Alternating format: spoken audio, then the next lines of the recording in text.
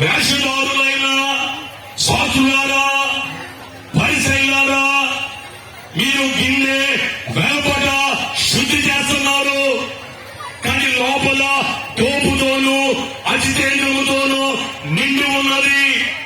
గుడ్డి పరిసయ్యుడా, గిన్నె వెలుపల శుద్ధి చేసినట్టు కాకుండా ముందుగా గిన్నె వెలుపల శుద్ధి చేయమంటున్నాడు. నీ జీవితంలో ముందు చేయవలసిందేంటి? నీ హృదయమును శుద్ధి చేసుకోవాలి.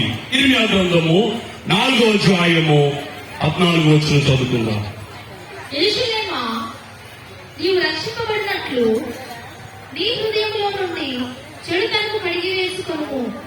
ఎన్నాళ్ళ వరకు నీ దుష్టాభిప్రాయములు నీకు కలిగి ఉండును? యెరూషలేమా, నీవు రక్షింపబడినట్లు నీవు రక్షించబడినట్లు నీ హృదయములో నుండి చెడుతనమును కడిగి వేసుకును.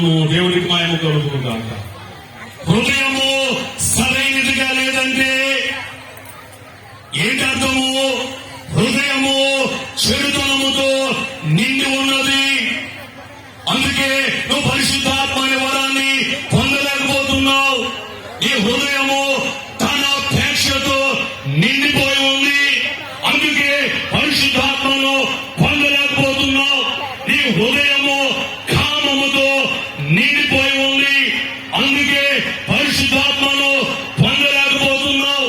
నీ హృదయము అధికార వాంఛను నువ్వు కలిగి ఉన్నావు. అందుకే నీ హృదయము దేవుని ఎదుట సరైనదిగా లేదు. అందుకే నీవు పరిశుద్ధాత్మను పొందలేకపోతున్నావు. దేవునికి మహిమ కలుగును గాక. అపోస్తలుల కార్యములు 10వ